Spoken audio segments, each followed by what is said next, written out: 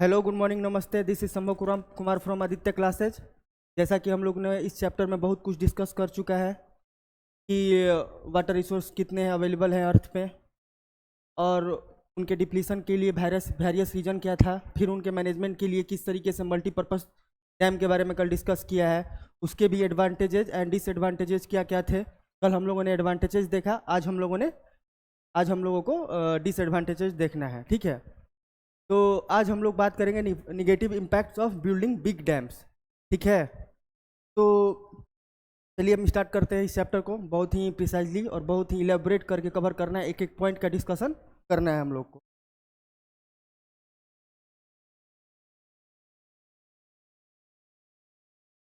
तो देखिए, at present many big dams are constructed in our country. These are called multipurposes dam.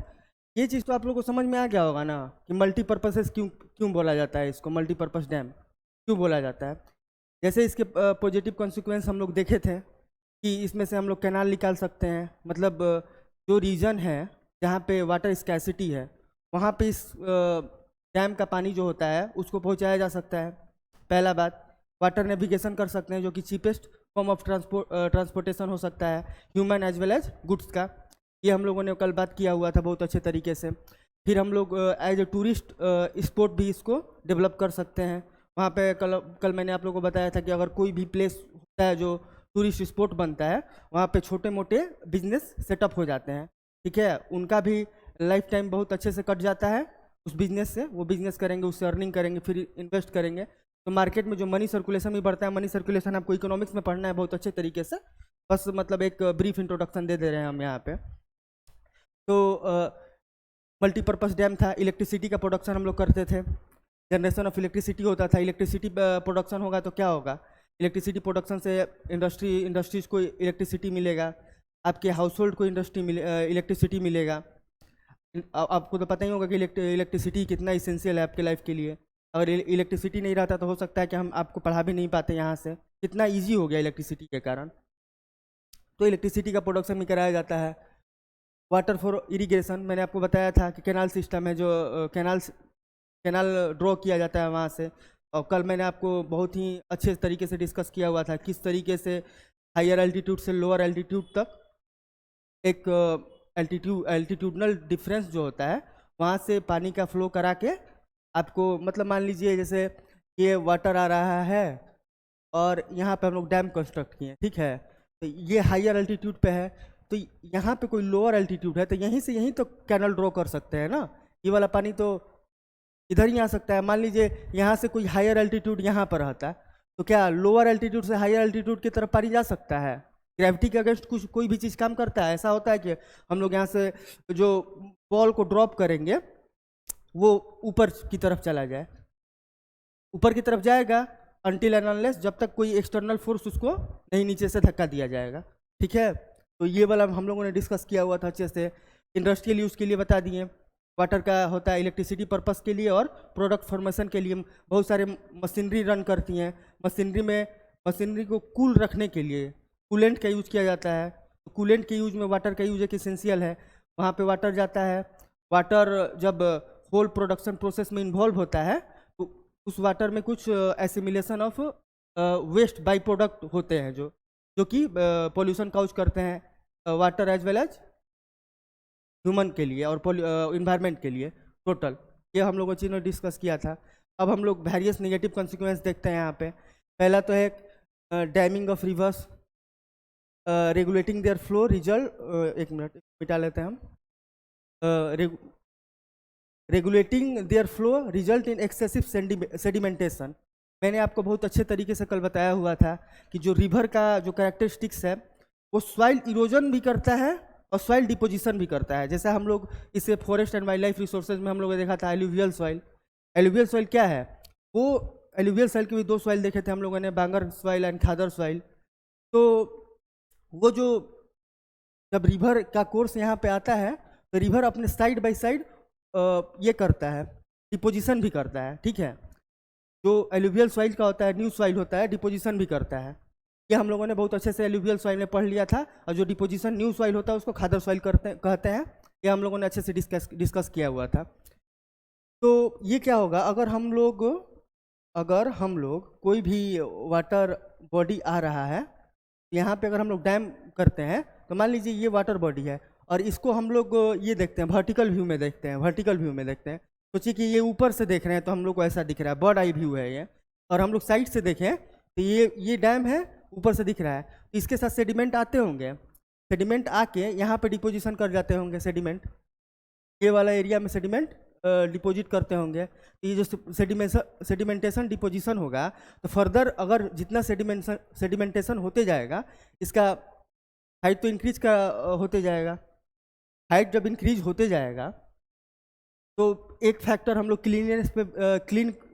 Cleanliness पे हम लोग बात करेंगे कि इसको बार बार साफ करना पड़ेगा। नहीं तो अगर सेडिमेंटेशन यहाँ तक भर गया तो पानी जो है ओवरफ्लो करने लगेगा और वाइड स्प्रेड फ्लड लाएगा, जो कि हाईली डिस्ट्रक्टेबल होगा ह्यूमन लाइफ के लिए। पहला तो एक ये है कि इसको क्लीन बार बार करना पड़ेगा। दूसरा ये है कि अगर सेडिमेंटेशन यहीं पे हो जाएगा, आगे जो एलुवियल जो भी सेडिमेंट थे वो तो रिवर के थ्रू जाके साइड बाय साइड डिपोजिशन नहीं हो पाएंगे। और हमको तो पता था कि एलुवियल जो सॉइल होता है उसमें भी जो खादर सॉइल होता है, जो न्यू डिपोजिशन होता है सॉइल का, वो हाईली फर्टाइल होता है। हालांकि उसमें भी जो ह्यूमस होता है लाइक इन ह्यूमस होता है, लेकिन उस ह्यूमस को रिगेन करने के लिए हम लोग एनपीके फर्टिलाइजर का यूज करते हैं। ठीक है, ये सब बेसिक इंट्रोडक्शन है इसका।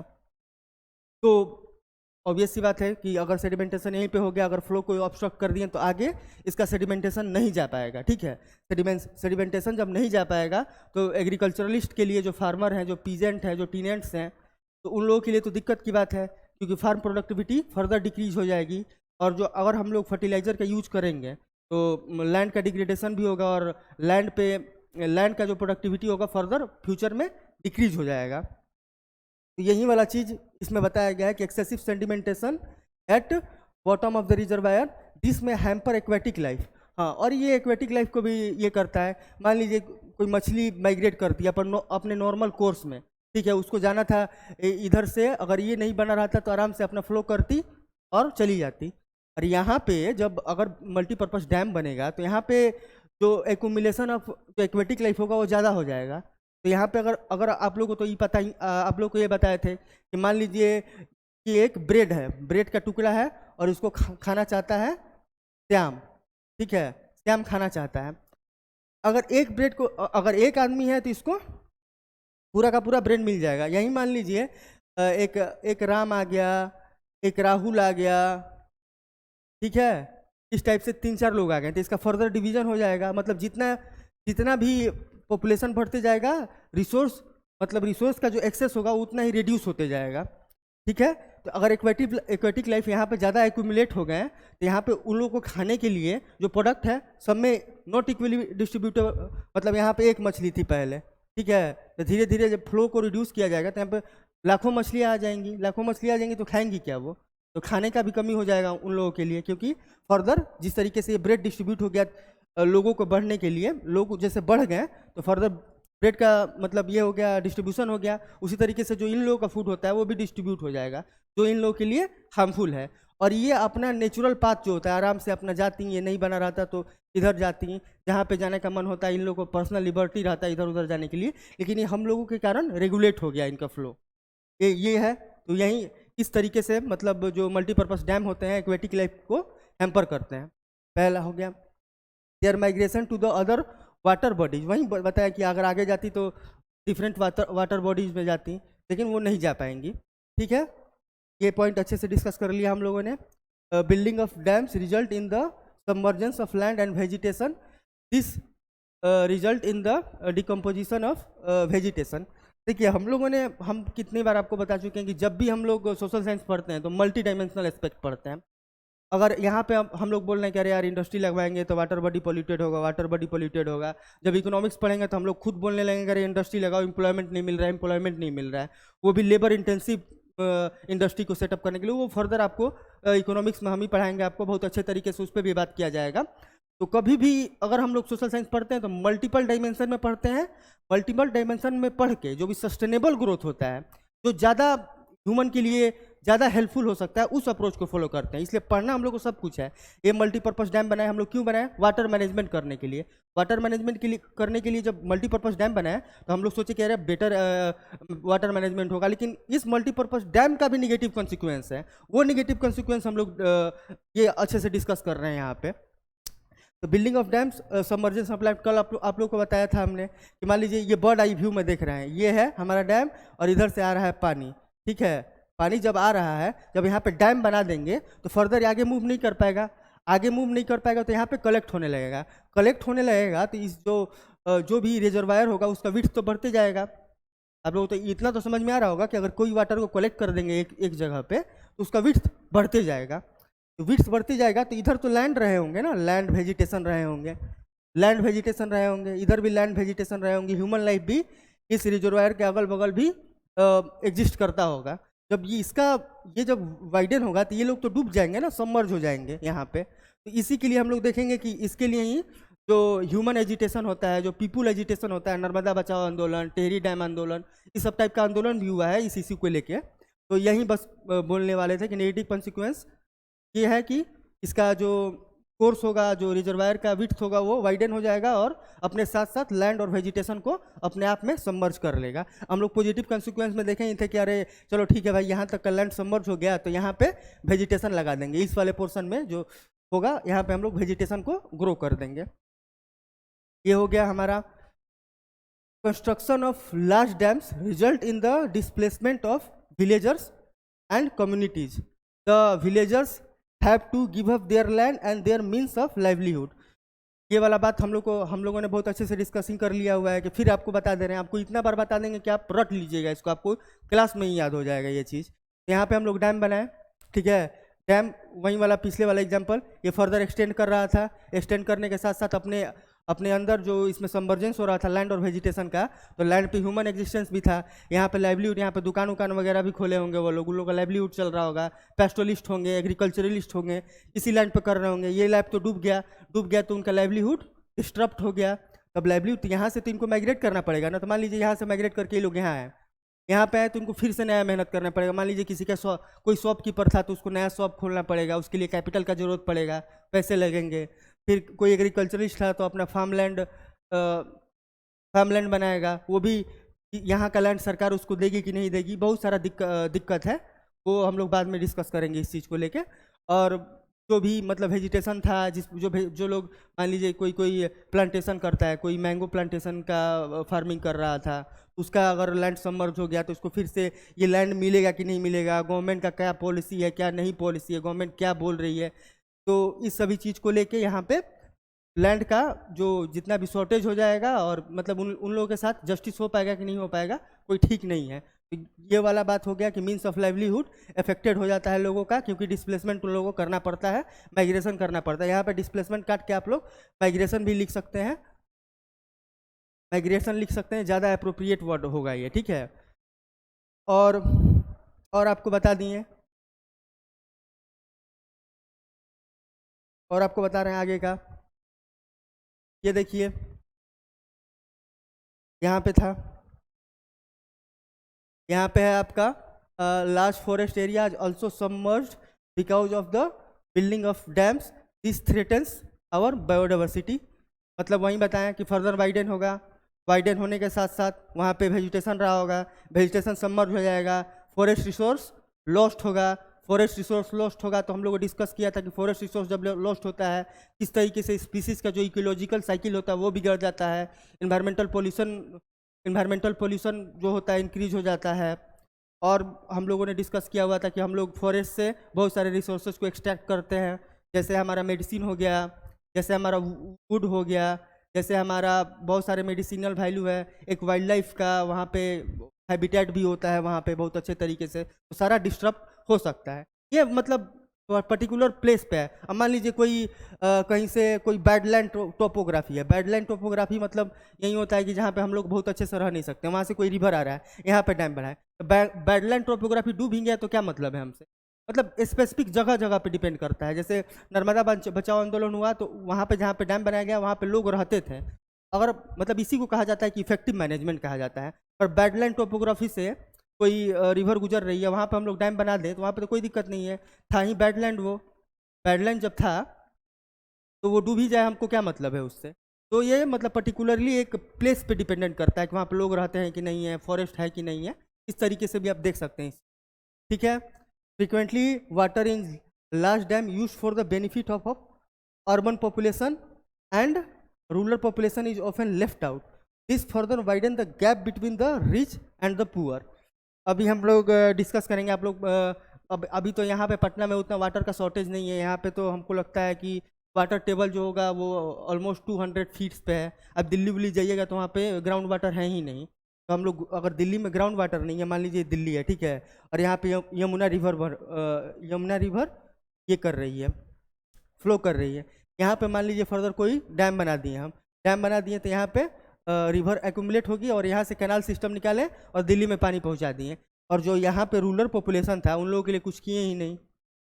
मतलब होता है ना कि आप खुद अपने आप, ये तो आपको बताने का जरूरत नहीं है, कोई जो थोड़ा जिसका फाइनेंशियल कंडीशन थोड़ा अच्छा रहता है उस पर लोग, उसको लोग ज़्यादा इज्जत देते हैं, उसकी डिग्निटी ज़्यादा अच्छी होती है। ठीक है, वैसे तो हमारे कॉन्स्टिट्यूशन के द्वारा सब लोग इक्वल ही हैं, लेकिन ये जो सोशल इल होता है, सोसाइटी में जो लोग होते हैं वो तो डिफरेंटली, मतलब हम लोग ये करते हैं ना डिफरेंटली, मतलब हम लोग एक आंकते हैं एक दूसरे को, अरे यार ये छोटा आदमी है, इसके पास पैसा नहीं है।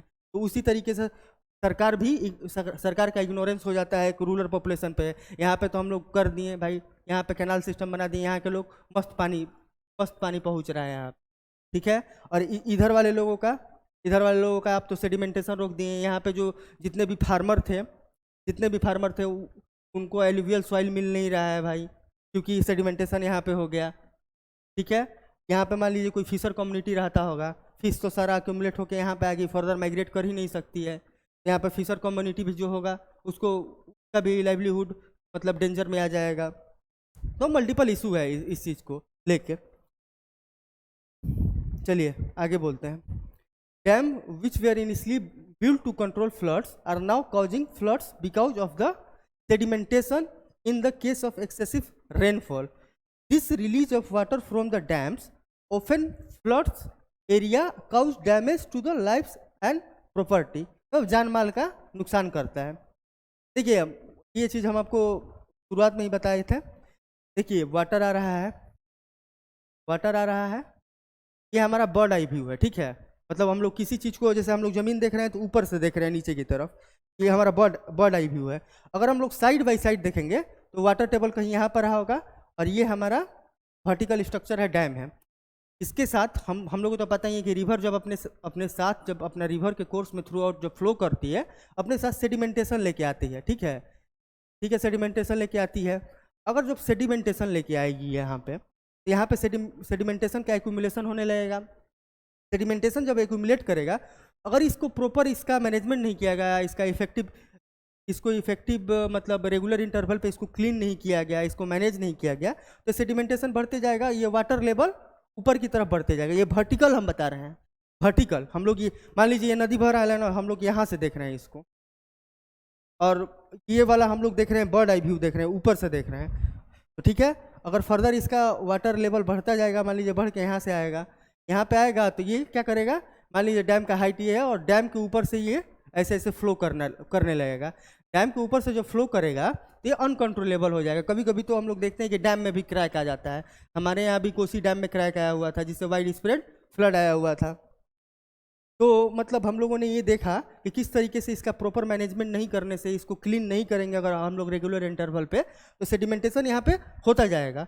अगर सेडिमेंटेशन होता जाएगा तो इसका वाटर लेवल राइज होगा, तो इधर भी जो, अगर मान लीजिए वाटर लेवल राइज होने लगा तो इधर भी तो फर्दर वाइड करेगा और इधर भी डिस्टर्ब होगा पानी। इस तरीके से इधर भी फ्लड आएगा और इधर भी फ्लड आने का चांसेस बहुत ज़्यादा है। और मान लीजिए अगर डैम टूट गया तो बहुत ही ज़्यादा नुकसान हो जाएगा। अभी आप लोग उत्तराखंड में हमेशा देखते रहते हैं कि पानी आया यार, कितने लोगों का प्रॉपर्टी, कितने लोगों का घर टूट गया, कितने लोगों की जान चली गई। तो यही है, इसका नेगेटिव कॉन्सिक्वेंस है ये। ठीक है, ये हम लोग देखिए गवर्नमेंटल लेवल पे देखिए किस तरीके से मैनेजमेंट गवर्नमेंट करती है। ठीक है, तो अभी तक हम लोगों ने क्या पढ़ा था, अभी तक हम लोगों ने एक ब्रीफ इंट्रोडक्शन दे देते हैं। अभी तक हम लोगों ने पढ़ा था कि अर्थ है, अर्थ का जो 71% एरिया है, 71% एरिया है वो वाटर से भरा हुआ है। ठीक है, वाटर है उस पर। उसमें भी कौन किस किस टाइप का वाटर है, तो एक सी वाटर है और एक फ्रेश वाटर है। फ्रेश वाटर में भी किस किस टाइप का वाटर है, कि फ्रेश वाटर में भी एक आइस कैप है और ग्लेशियर है, ठीक है, और एक ग्राउंड वाटर है। ग्राउंड वाटर में भी किस किस टाइप का वाटर है, एक है सरफेस वाटर है और एक जो ग्राउंड के नीचे रहता है, जो जिसको वाटर टेबल जो हम लोग पीते हैं, जो हम लोग बोरिंग से निकालते हैं। ये फर्दर क्लासिफिकेशन हो गया था, ठीक है। फिर हम लोग को पता चला कि वाटर डिप्लीट होता है भाई। वाटर डिप्लीट होने के बहुत सारे कारण हो मतलब हम लोग को बताए थे कि एग्रीकल्चरल रन ऑफ होता है, कि एग्रीकल्चर हम लोग करते हैं, इंसेक्टिसाइड पेस्टिसाइड यूज करते हैं, और वाटर में जाता है, वो वाटर एक्वेटिक लाइफ को डैमेज करता है। हमारे जो होम डिस्पोजल होते हैं, होम का जो भी कूड़ा कचरा हम लोग डिस्पोज कर देते हैं डायरेक्टली, वो फर्दर रिवर में जाते हैं, वाटर लेवल डिप्लीट होता है, वहाँ पे उसमें रहने वाले एक्वेटिक लाइफ को भी डैमेज करता है। इंडस्ट्रियल का जो एफ्लुएंट्स होता है, इंडस्ट्रियल बाई प्रोडक्ट्स होते हैं, वेस्ट होते हैं, वो जाके पोल्यूशन का काउज करते हैं, पोल्यूशन काउज करते हैं। फिर हम लोगों ने देखा कि किस तरीके से अर्बन में पॉपुलेशन इंक्रीज हो रहा है। पॉपुलेशन इंक्रीज होने के कारण हम लोग मतलब बहुत ज़्यादा ही यूज कर रहे हैं वाटर का, मतलब उसको एकदम डिस्ट्रक्टिबल यूज कर रहे हैं, तो बहुत ज़्यादा यूज कर रहे हैं। मतलब टैंकी जब भर गया है तो टैंकी छोड़नी है भरे हुए उसको, ठीक है, नल चला के छोड़ दे रहे हैं। एक बाल्टी में एक बकेट में हम लोग जब बात कर सकते हैं, एक बाल्टी में नहा सकते हैं हम लोग, लेकिन फिर फर्दर पानी बहाए जा रहे हैं, तो इससे वाटर लेवल डिप्लीट हो रहा था हमारा। वाटर लेवल डिप्लीट होने में फॉरेस्टेशन का भी बहुत बड़ा ये था। अब हम लोग उसके, ठीक है, वाटर लेवल डिप्लीट हो रहा है, वाटर लेवल डिप्लीट हो रहा है तो उसको कैसे सुधारें, उसके लिए हम लोग डिफरेंट वेज पे बात किए। उसके लिए हम लोग मल्टीपर्पज़ डैम का बात किए, उसका पॉजिटिव कॉन्सिक्वेंस देखें कि हाइड्रो इलेक्ट्रिसिटी प्रोड्यूस करता है, वाटर नेविगेशन होता है, इरिगेशन फैसिलिटी प्रोवाइड करता है। एक पीसी कल्चर मतलब मछली का जो पशुपालन होता है ना, मछली का पालन करते हैं हम लोग कमर्शियल पर्पस पे, वो हम लोगों ने देखा, इसका नेगेटिव कॉन्सिक्वेंस देखा, ठीक है। ये तो सरकार द्वारा इसको प्रिजर्व करने के लिए, इसको ये करने के लिए, इसको मतलब इक्विटेबल इसका डिस्ट्रीब्यूशन करने के लिए सरकार ने बहुत सारा चीज़ किया हुआ। इसमें भी हम लोग नेगेटिव कॉन्सिक्वेंस देखे, सरकार कर भी रही है तो अर्बन पीपल को ज़्यादा फायदा मिल रहा है, रूरल पीपल को कम फायदा मिल रहा है, सेडिमेंटेशन हो जाता है, और जो migration of migration of fish होता है उसको ऑब्स्ट्रक्ट कर देते हैं हम लोग। तो ये किस तरीके से ये ह्यूमन लाइफ को इम्पैक्ट करता है, ये भी हम लोगों ने देखा। किस तरीके से एक्वेटिक लाइफ को मतलब ये करता है, डैमेज करता है, ये भी हम लोगों ने बहुत अच्छे तरीके से देख लिया इस चैप्टर में। तो ये चैप्टर हमको उम्मीद करते हैं कि आपको बहुत अच्छे तरीके से समझ में आया, ठीक है। अभी इसका एक और है, लैंड डिग्रेडेशन होता है, वाटर बोर्न डिजीज होता है, ठीक है। लैंड डिग्रेडेशन होता है, वाटर बोर्न डिजीज होता है, pollution and some other effect of building large dams. अभी एक हम लोग अगर चाइना का बात करेंगे तो ऐसा साइंटिस्ट क्लेम करते हैं, मतलब ऐसा कोई ऑथेंटिक सोर्स नहीं है, लेकिन साइंटिस्ट क्लेम करते हैं कि चाइना इतना मतलब बड़ा डैम बना दिया है अर्थ पे, अर्थ के जो रोटेशन का स्पीड होता है ना उसको इफेक्ट किया, मतलब पहुंचा है उससे। तो ये भी एक कॉन्सिक्वेंस हो सकता है इसका। लैंड डिग्रेडेशन आपको बता ही दिए कि ये है, जा रहा है आपका पानी, ये वाला लैंड है जो कि यूजफुल हो सकता था वो सबमर्ज हो गया तो लैंड डिग्रेड हो गया, और यहाँ पर पानी एक जगह जमा रहता है। हम लोग बहुत देखते हैं डेंगू, मलेरिया, बहुत सारी वाटर बोर्न डिजीजेज होती हैं। अगर अब मतलब ये एक चीज़ हमेशा याद रखिए, जो फ्लोइंग रिवर है, फ्लोइंग रिवर जो होता है वो जो डिजीज होता है उसका डिजीज काउज करने का मतलब प्रोबेबिलिटी होता है वो बहुत ही कम होता है। लेकिन अगर पानी एक जगह स्टैटिक फेज में आ गया, उसका जो डिजीज काउज करने का प्रोबेबिलिटी होता है वो बहुत ही ज़्यादा होता है। पोल्यूशन भी फाउंड करता है, effect of building large dams को बहुत ही इलेबोरेटली हम लोग डिस्कस कर लिए हैं। थोड़ा सा देख लेते हैं, ये थोड़ा सा बचा हुआ है तो इसको क्यों छोड़े। तो it has been states that more beneficial to build small check dams and small reservoirs in order to deal with problem of scarcity. It not only provides water for irrigation at some time need but also recharge ground water. देखिए ये वाला point हमको elaborately हम आपको discuss कर देते हैं।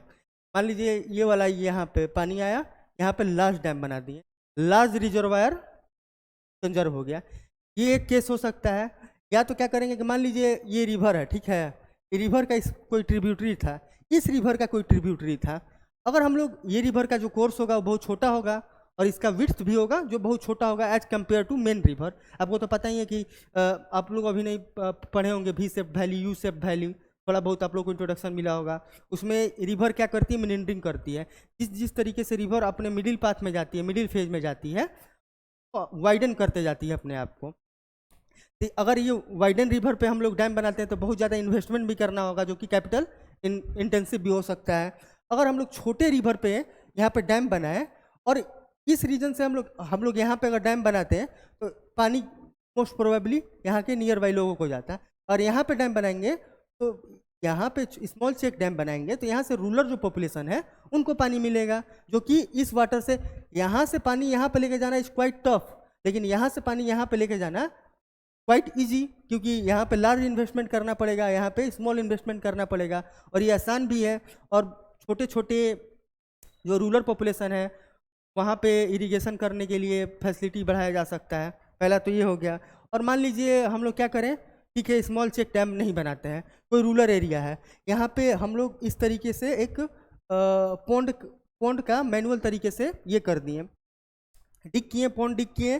डिग करने से जो मानसून का फेज आया, प्रेसिपिटेशन हुआ, प्रेसिपिटेशन होने से यहाँ पे पानी आया।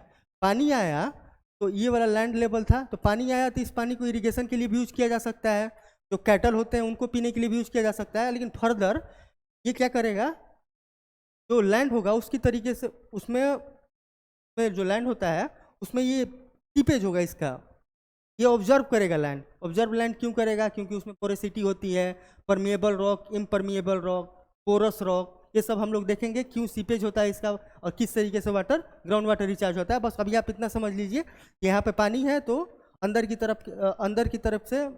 तरफ ये इसका एब्जॉर्प्शन होगा और नीचे की तरफ जाते रहेगा, जो मान लीजिए वाटर टेबल पहले ये मतलब डिग किए इसको, तो पहले वाटर टेबल यहाँ पे था, ठीक है। जब इस तरीके का बहुत सारा छोटा छोटा पॉन्ड्स जो है वो हम लोग डिग करते गए, उसमें रेन वाटर कलेक्ट होते गया, फिर उसका एब्जॉर्प्शन होते गया, ग्राउंड वाटर में कन्वर्ट होते गया, तो इसका वाटर टेबल बढ़ के यहाँ तक आएगा। और जब आप बोरिंग भी यूज करेंगे तो इसको फर्दर एक्सट्रैक्ट करने में भी आपको बहुत ही इजी होगा। एक टेक्नोलॉजिकल बेसिस पे भी देख सकते हैं। एक एग्जांपल आपको देंगे, आप अभी गांव में नहीं रहे होंगे, गांव में कभी जाएंगे तो आपको पता चलेगा कि जो डैम्स होते हैं, मतलब जो भी मतलब ये जो इलेक्ट्रिसिटी गांव तक पहुंच गया है, इलेक्ट्रिसिटी पहुंच गया है, तो लोग क्या करते हैं, बोरिंग लगाते हैं और ग्राउंड वाटर से इरीगेशन करते हैं। और कभी कभी देखिएगा जब मिंट का खेती होता है, मिंट का फार्मिंग होता है, उसमें वाटर इनॉर्मस अमाउंट में यूज होता है, बहुत ज़्यादा वाटर का जरूरत होता है उसमें, इनॉर्मस अमाउंट में। तो देखिएगा कि जब मिंट का खेती होता है ना, तो वाटर टेबल मतलब सिग्निफिकेंटली डाउन हो जाता है, और चापाकल जो होता है, हैंडपंप होता है, उसमें पानी आना कम हो जाता है। आजकल देखिएगा कि साइंस एंड टेक में भी इसको टैकल करने के लिए इनोवेशन हो रहा है। पहले हम लोग हैंडपंप लगाते थे, हैंडपंप हुआ तो हम लोग धीरे धीरे टेक्नोलॉजिकल एडवांसमेंट की तरफ मूव किए। जब टेक्नोलॉजी हमारा एडवांस हुआ तो मोटर आया। अब मोटर से भी जब पानी एक्सट्रैक्ट नहीं हो पाता है तो अब सबमर्जिबल पंप आया। सबमर्जिबल पंप मतलब सबमर्ज, मतलब जो पानी के अंदर ही सबमर्ज करके रहता है और पानी को एक्सट्रैक्ट करता है, उसका पावर ज़्यादा होता है और वो ज़्यादा अंदर से पानी को निकाल सकता है। तो टेक्नोलॉजिकल एडवांसमेंट भी हम लोग देखेंगे थोड़ा बहुत। ये बस चलिए आज के लिए इतना ही। कल एक और है, कल हम लोग डिस्कस करेंगे hydraulic structure in ancient India. हमारे एंशिएंट इंडिया में भी डैम्स वगैरह बनाए गए थे। एक एग्जांपल था सुदर्शन लेक, जो कि चंद्रगुप्त मौर्य द्वारा बनाया गया था, उस पर हम लोग बात कर लेंगे। थोड़ा बहुत इलाहाबाद में इरिगेशन फैसिलिटी का हम लोग को दिखा है, जो भी साक्ष्य होता है, जो भी एविडेंस होता है वो दिखा है, उस पर कल बात करेंगे। और कम्युनिटीज़, ये तो गवर्नमेंट का रोल था, और कम्युनिटीज़ अपने तरीके से भी बहुत डिफरेंट तरीके का कंजर्वेशन प्रोग्राम लेके आती है, तो उस पर भी कल अच्छे से तरीके से हम लोग डिस्कस करेंगे। चलिए, this is Sammo Kumar signing out, मिलते हैं कल फिर।